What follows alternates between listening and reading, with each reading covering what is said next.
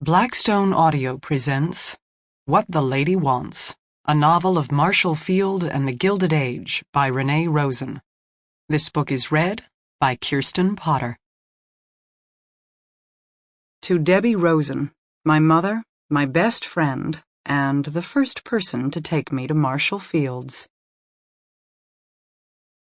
Give the lady what she wants. Marshall Field.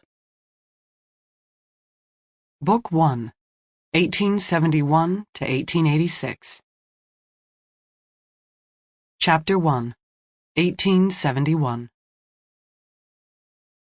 She supposed she fell in love with him at the same time the rest of Chicago did. The great fire had raged on for 2 days, and the flames didn't discriminate. They devoured businesses and residences, mansions and shanties alike.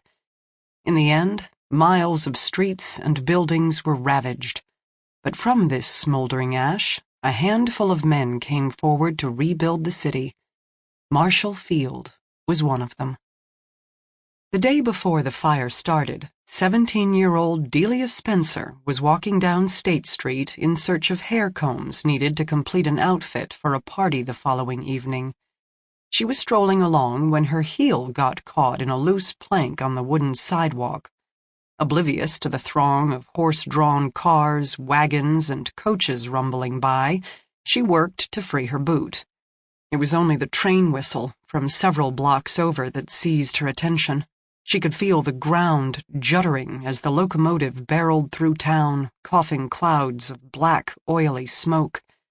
The soot remained after the train passed, clinging to the facades of the restaurants, tea rooms, and dime museums.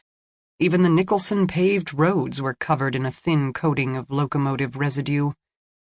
She was moving again, and in the time it took her to walk less than a city block, 6 peddlers, selling everything from chicken feet to slabs of lard tallow soap, approached her.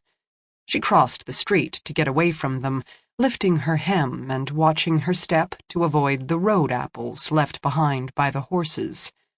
The whirl of chaos surrounding her reminded Delia of the time her relatives from Boston had come to visit, telling their friends and neighbors that they were going to a trading post out west. They'd been appalled by the fetid smells of the Chicago River and said that the city was a noisy, vile, dangerous place. But Delia argued that no other city could boast a 3-tiered fountain like the one in Courthouse Square, or the marble and limestone buildings along State Street that stood 4 and 5 stories high. Sample complete. Ready to continue?